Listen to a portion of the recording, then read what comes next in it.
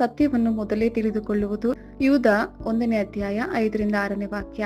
ನೀವು ಸಮಸ್ತವನ್ನು ಮೊದಲೇ ತಿಳಿದವರಾಗಿದ್ದರೂ ನಾನು ಮುಂದಣ ಕೆಲವು ಸಂಗತಿಗಳನ್ನು ನಿಮ್ಮ ಜ್ಞಾಪಕಕ್ಕೆ ತರಬೇಕೆಂದು ಅಪೇಕ್ಷಿಸುತ್ತೇನೆ. ಅವು ಯಾವುವೆಂದರೆ, ಕರ್ತನು ತನ್ನ ಪ್ರಜೆಯನ್ನು ಐಗುಪ್ತ ದೇಶದೊಳಗಿಂದ ಬಿಡಿಸಿದ ತರುವಾಯ ಅವರೊಳಗೆ ನಂಬದೆ ಹೋದವರನ್ನು ನಾಶ ಮಾಡಿದನು. ತಮ್ಮ ದೊರೆತನಗಳನ್ನು ಕಾಪಾಡದೆ ತಮಗೆ ತಕ್ಕ ವಾಸಸ್ಥಾನವನ್ನು ಬಿಟ್ಟ ದೇವದೂತರಿಗೆ ದೇವರು ನಿತ್ಯವಾದ ಬೇಡಿಗಳನ್ನು ಹಾಕಿ ಮಹಾದಿನದಲ್ಲಿ ಆಗುವ ದಂಡನೆಯ ತೀರ್ಪಿಗಾಗಿ ಅವರನ್ನು ಕತ್ತಲೆಯೊಳಗೆ ಇಟ್ಟಿದ್ದಾನೆ.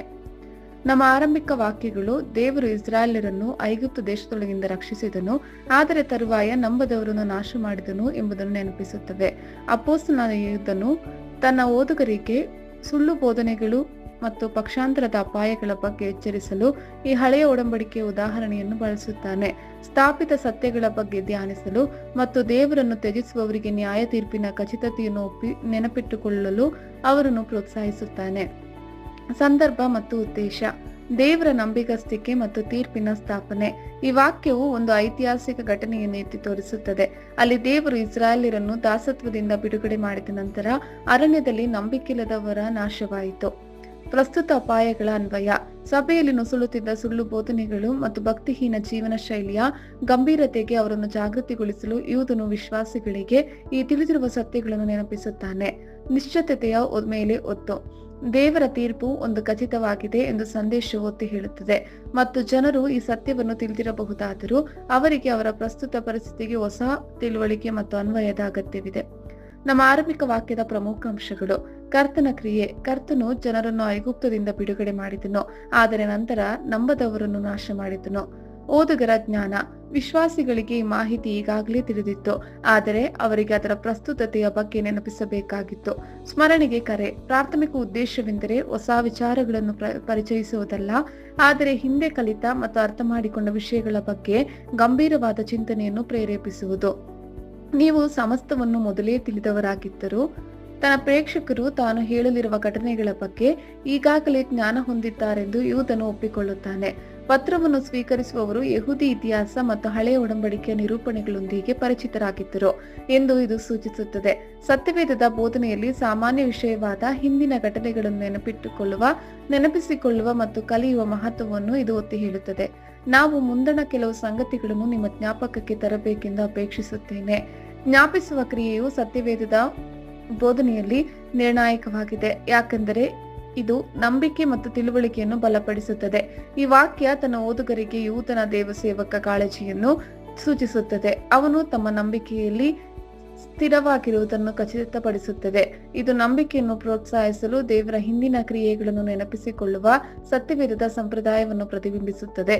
ಯೇಸು ಕರ್ತನು ತನ್ನ ಪ್ರಜೆಯನ್ನು ಐಗುಪ್ತ ದೇಶದೊಳಗಿಂದ ಬಿಡಿಸಿದ ತರುವಾಯ. ಈ ವಾಕ್ಯ ಯೇಸುವನ್ನು ಐಗುಪ್ತದಿಂದ ಇಸ್ರಾಯೇಲಿನ ವಿಮೋಚನೆಯೊಂದಿಗೆ ನೇರವಾಗಿ ಸಂಪರ್ಕಿಸುತ್ತದೆ. ಇದು ಯಹೂದಿ ಇತಿಹಾಸದಲ್ಲಿ ಒಂದು ಅಡಿಪಾಯದ ಘಟನೆಯಾಗಿದೆ. ಇದು ಹಳೆ ಮತ್ತು ಹೊಸ ಒಡಂಬಡಿಕೆಗಳ ನಡುವಿನ ನಿರಂತರತೆಯನ್ನು ಎತ್ತಿ ತೋರಿಸುತ್ತದೆ. ಯೇಸುವನ್ನು ರಕ್ಷಣೆಯ ದೈವಿಕ ಕಾರ್ಯಕರ್ತ ಎಂದು ಚಿತ್ರಿಸುತ್ತದೆ. ಇದು ಯೇಸುವನ್ನು ನಿರ್ಗಮನವನ್ನು ಮುನ್ನಡೆಸಿದ ಯೆಹೋವನೊಂದಿಗೆ ಗುರುತಿಸುವುದರಿಂದ ಈ ಸಂಪರ್ಕವು ಮಹತ್ವದ್ದಾಗಿದೆ. ಅವರು ಕ್ರಿಸ್ತನ ದೈವತ್ವದಲ್ಲಿ ಕ್ರೈಸ್ತ ನಂಬಿಕೆಯನ್ನು ಬಲಪಡಿಸುತ್ತಾರೆ. ಅವರೊಳಗೆ ನಂಬದೆ ಹೋದವರನ್ನು ನಾಶ ಮಾಡಿದನು. ಇದು ಅಪನಂಬಿಕೆಯ ಪರಿಣಾಮಗಳ ಬಗ್ಗೆ ಎಚ್ಚರಿಕೆಯಾಗಿ ಕಾರ್ಯನಿರ್ವಹಿಸುತ್ತದೆ. ಇಸ್ರಾಯೇಲರಲ್ಲಿ ನಂಬಿಕೆಯಿಲ್ಲದವರ ನಾಶವು ಕಾದೇಶ್ ಬಾರ್ನಿಯಾದಲ್ಲಿ ನಡೆದ ದಂಗೆಯಂತಹ ಘಟನೆಗಳಿಗೆ ಉಲ್ಲೇಖವಾಗಿದೆ. ಅರಣ್ಯಕಾಂಡ 14. ಅಲ್ಲಿ ದೇವರ ವಾಗ್ದಾನವನ್ನು ಅನುಮಾನಿಸಿದವರಿಗೆ ವಾಗ್ದಾನ ದೇಶವನ್ನು ಪ್ರವೇಶಿಸಲು ಅವಕಾಶವಿರಲಿಲ್ಲ. ಇದು ನಂಬಿಕೆ ಮತ್ತು ವಿಧೇಯತೆಯ ಗಂಭೀರತೆಯನ್ನು ಒತ್ತಿ ಹೇಳುತ್ತದೆ. ಧರ್ಮಭ್ರಷ್ಟತೆ ಮತ್ತು ತೀರ್ಪಿನ ಬಗ್ಗೆ ಹೊಸ ಒಡಂಬಡಿಕೆಯ ಎಚ್ಚರಿಕೆಗಳಿಗೆ ಸಮಾನಾಂತರವಾಗಿ ಸೆಳೆಯುತ್ತದೆ. ಧ್ಯಾನಿಸಲು ಪಾತ್ರಗಳು: ಯೇಸು. ಈ ಸಂದರ್ಭದಲ್ಲಿ ಯೇಸುವನ್ನು ತನ್ನ ಜನರನ್ನು ಬಿಡುಗಡೆ ಮಾಡಿದವನೆಂದು ಗುರುತಿಸಲಾಗಿದೆ. ರಕ್ಷಣೆ ಇತಿಹಾಸದಲ್ಲಿ ಆತನ ದೈವಿಕ ಪಾತ್ರವನ್ನು ಎತ್ತಿ ತೋರಿಸುತ್ತದೆ. ಇಸ್ರಾಯೇಲ್ ಜನರು: ಐಗುಪ್ತದಿಂದ ಬಿಡುಗಡೆಯಾದ ಇಸ್ರಾಯೇಲ್ಯರು ವಿಮೋಚನೆ ಮತ್ತು ತೀರ್ಪು ಎರಡನ್ನೂ ಅನುಭವಿಸಿದ ದೇವರಾದುಕೊಂಡ ಜನರನ್ನು ಪ್ರತಿನಿಧಿಸುತ್ತಾರೆ. ಐಗುಪ್ತ: ಇಸ್ರಾಯೇಲರು ದಾಸತ್ವದಿಂದ ವಿಮೋಚನೆಗೊಂಡ ದೇಶ, ಬಂಧನ ಮತ್ತು ದಬ್ಬಾಳಿಕೆಗೆ ಸಂಕೇತಿಸುತ್ತದೆ. ನಂಬಿಕೆಯಿಲ್ಲದವರು: ಇಸ್ರಾಯೇಲರಲ್ಲಿ ನಂಬಿಕೆ ಇಡದ ಮತ್ತು ತರುವಾಯ ನಾಶವಾದವರು ಅಪನಂಬಿಕೆಯ ವಿರುದ್ಧ ಎಚ್ಚರಿಕೆಯಾಗಿ ಕಾರ್ಯನಿರ್ವಹಿಸುತ್ತಾರೆ. ನಿರ್ಗಮನ: ಐಗುಪ್ತದಿಂದ ಬಿಡುಗಡೆಯ ಘಟನೆ ಇಸ್ರಾಯೇಲ್ ಇತಿಹಾಸದಲ್ಲಿ ದೇವರ ಶಕ್ತಿ ಮತ್ತು ನಂಬಿಗಸ್ತಿಕೆಯನ್ನು ಪ್ರದರ್ಶಿಸುವ ಒಂದು ಅಡಿಪಾಯದ ಕ್ಷಣ.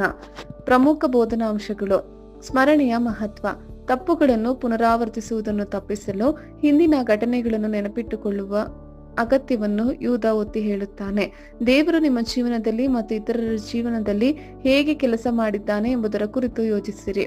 ಅಪನಂಬಿಕೆಯ ಪರಿಣಾಮಗಳು. ಇಸ್ರಾಯೇಲ್ಯರ ಅನುಭವದಲ್ಲಿ ಕಂಡುಬರುವಂತೆ ಅಪನಂಬಿಕೆಯು ವಿನಾಶಕ್ಕೆ ಕಾರಣವಾಗುತ್ತದೆ. ದೇವರ ವಾಗ್ದಾನಗಳಲ್ಲಿ ನಂಬಿಕೆ ಇರಿಸಿ ಮತ್ತು ನಂಬಿಗಸ್ತರಾಗಿರಿ.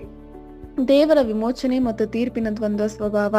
ದೇವರು ವಿಮೋಚಕ ಮತ್ತು ನ್ಯಾಯಾಧೀಶ ಎರಡೂ ಆಗಿದ್ದಾನೆ. ನಿಮ್ಮ ಆತ್ಮಿಕ ಪ್ರಯಾಣದಲ್ಲಿ ಆತನ ಕರುಣೆ ಮತ್ತು ನ್ಯಾಯವನ್ನು ಗುರುತಿಸಿರಿ. ರಕ್ಷಣೆ ಇತಿಹಾಸದಲ್ಲಿ ಯೇಸುವಿನ ಪಾತ್ರ.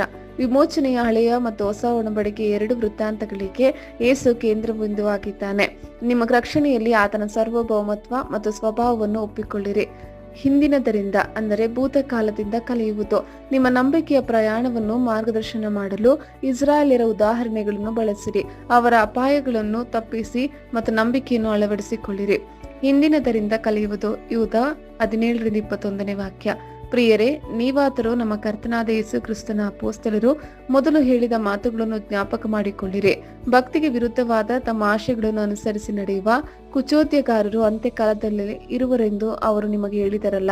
ಇವರು ಭೇದಗಳನ್ನುಂಟು ಮಾಡುವವರು, ಪ್ರಾಕೃತ ಮನುಷ್ಯರು, ದೇವರಾತ್ಮವಿಲ್ಲದವರು ಆಗಿದ್ದಾರೆ. ಪ್ರಿಯರೇ, ನೀವಾದರೂ ನಿಮಗಿರುವ ಅತಿ ಪರಿಶುದ್ಧವಾದ ಕ್ರಿಸ್ತ ನಂಬಿಕೆಯನ್ನು ಆಧಾರ ಮಾಡಿಕೊಂಡು ಭಕ್ತಿಯಲ್ಲಿ ಅಭಿವೃದ್ಧಿಯನ್ನು ಹೊಂದುತ್ತಾ ಪವಿತ್ರಾತ್ಮ ಪ್ರೇರಿತರಾಗಿ ಪ್ರಾರ್ಥನೆ ಮಾಡುತ್ತಾ ನಿತ್ಯ ಜೀವಕ್ಕಾಗಿ ನಮ್ಮ ಕರ್ತನಾದ ಯೇಸು ಕ್ರಿಸ್ತನ ನಂಬಿಕೆಯನ್ನು ಎದುರು ನೋಡುತ್ತಾ ನಿಮ್ಮನ್ನು ದೇವರ ಪ್ರೀತಿಯಲ್ಲಿ ಕಾಪಾಡಿಕೊಳ್ಳಿರಿ. ಆಮೇನ್. ಕರ್ತನ ಕೃಪೆ ನಿಮ್ಮೆಲ್ಲರೊಂದಿಗಿರಲಿ.